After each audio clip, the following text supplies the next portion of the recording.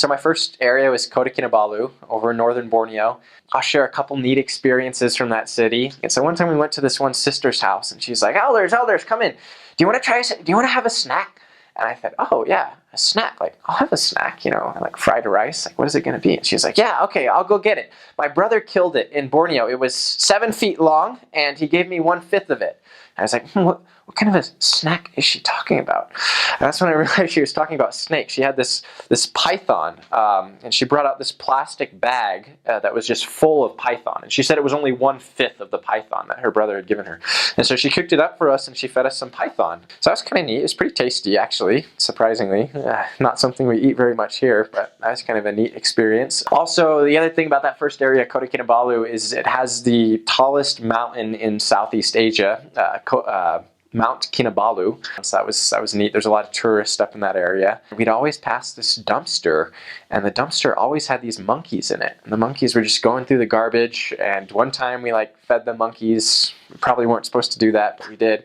So that was kind of neat, you know, getting to my first area and being like, wow, like, you know, in America we maybe have pigeons on the dumpsters, and here it's, you know, this group of monkeys that are going through the garbage. So that's kind of neat. There's a lot of Christian tribes in the area. You've got the Kadazan, Dusun, and a couple, Ranau, I think. It's been a little while, but there's a couple tribes in the area, and so it's not uncommon to meet someone and ask them, you know, what tribe they're from, and they'll tell you. So that's kind of neat that they all come from these different backgrounds, but they all speak the Malay language because it's a very urban city in Kota Kinabalu. I think the population is like 600,000 or something like that.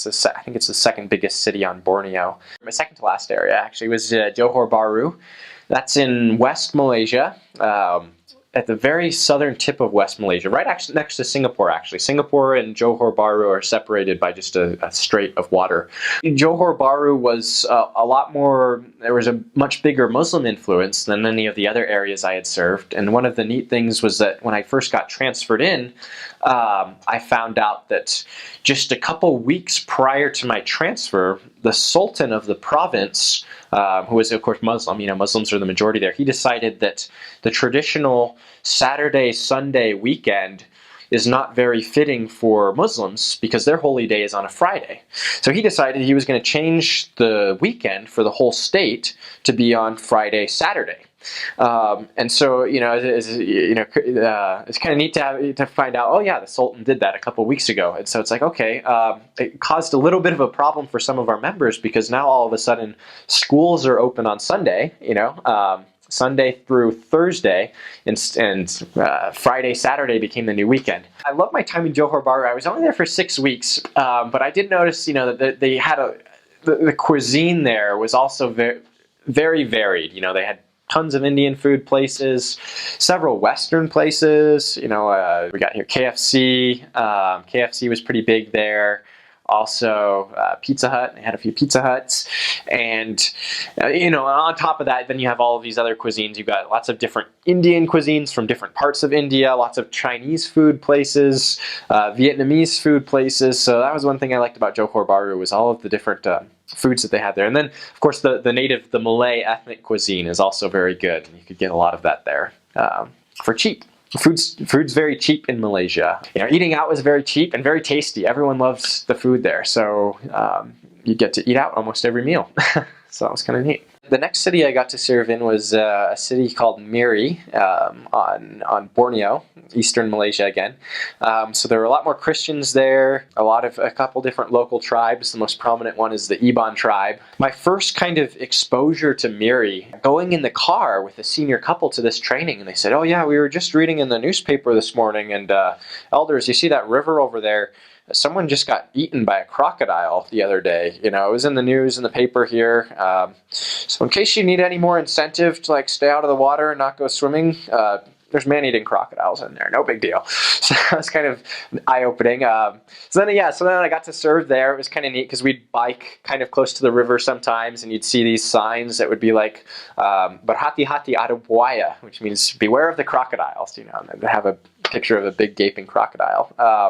So yeah, so the river there had a lot of crocodiles. There was a crocodile farm also there. Saltwater crocodiles, so they're huge. They're 20 feet long sometimes. So that was kind of neat to have that kind of wildlife in the vicinity. The food was fantastic. The town.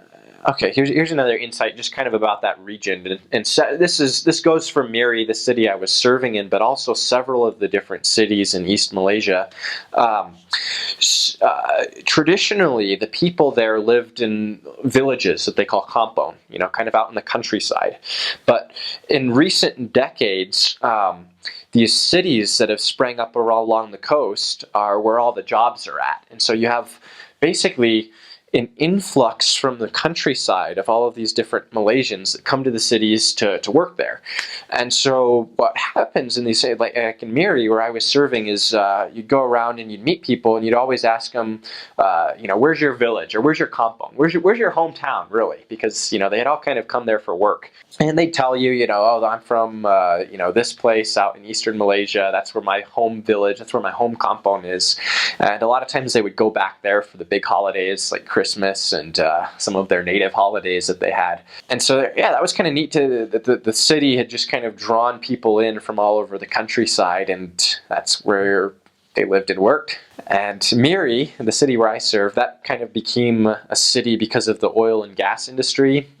They found oil there back in the early 1900s, and a big oil industry sprang up for several decades, and since then there have been some other industries that have grown up in that spot, but that's how Miri got its start, and that's why there's so many people in Miri. The Ibans used to be a headhunting tribe back several decades ago, and back in their villages, their kampongs, some of them still have skulls from like the World War II era, back when they were fighting the Japanese. One source of tension in Malaysia, kind of within the people there, is between kind of the Malays and some of the other ethnic groups there. Since Malays are the majority in Malaysia, even though it's a pretty narrow majority, I think they're like 60 or 65%, somewhere in that ballpark. That's the Malay majority.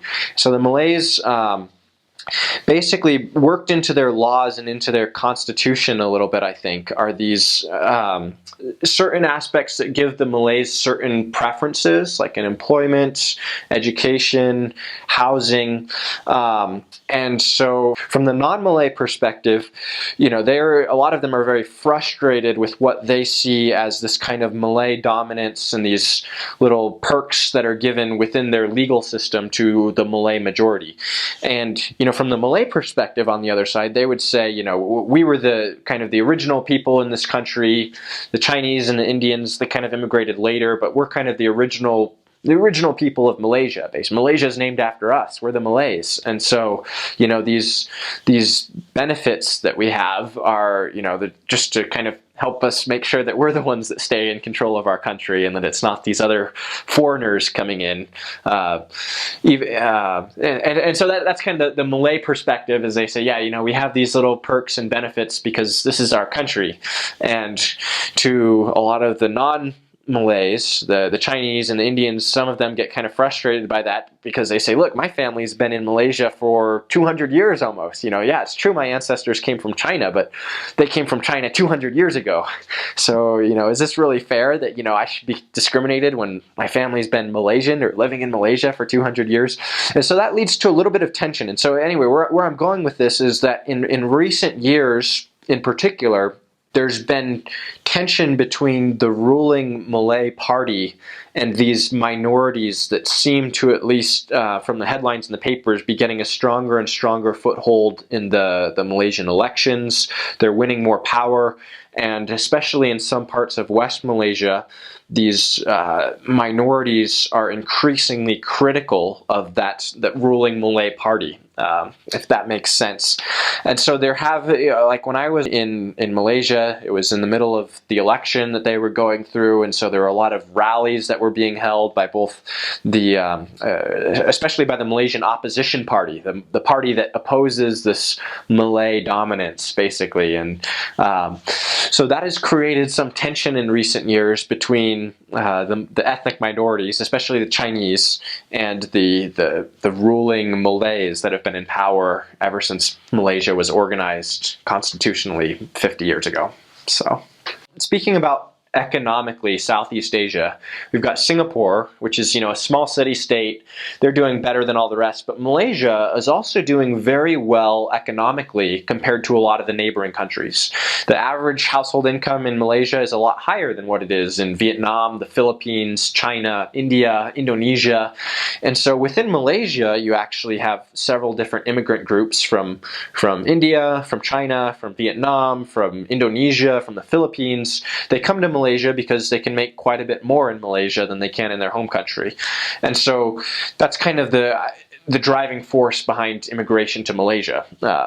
They have a saying in Malaysia, and it's ada gula ada semut, which means like where there's sugar, the ants will come, pretty much. Which is, Malaysia is doing well economically, so it brings people in from a lot of surrounding nations. So that's why there's a size of, I think, there's probably more to it than that, but because the Indian and Chinese immigration has been happening over the course of a couple hundred years, but I think just traditionally there's been a lot of economic opportunity in Malaysia, and that's what's brought people there. Recently, Malaysia has worked hard to develop strong relationships with the Chinese government in particular, because that causes increased economic prosperity to have strong ties with China. Malaysia does a good job of keeping up good relations with different nations. And the only wars in that region that I'm aware of, there was World War II, which was pretty big. The Japanese pretty much came in and they conquered Malaysia and Singapore from the British. So that was the last major war there. Saya sangat bersyukur kepada semua kawan-kawan saya di Malaysia. Kamu semua yang menonton ini, saya nak sampaikan perasaan kesyukuran saya. Karena pada masa saya sampai di Malaysia dulu, saya rasa saya datang sini, saya akan mengajar semua orang di sini tentang Injil Yesus Kristus. Saya akan menjadi cikgu. Tetapi saya rasa sebenarnya orang Malaysia yang telah menjadi cikgu saya, karena saya belajar begitu banyak dari semua orang yang saya jumpa di sana tentang kepentingan kasih sayang terhadap semua orang, tak kira agama atau kepercayaan mereka. Orang di Malaysia, semua orang yang saya jumpa di Malaysia selalu sayang satu sama lain dan bergotong royong dengan orang lain. Dan saya rasa saya belajar banyak dari semua orang di Malaysia dan orang yang saya jumpa, dan misi saya merupakan salah satu pengalaman dalam kehidupan saya yang paling saya menghargai. Terima kasih banyak kepada kamu semua di Malaysia.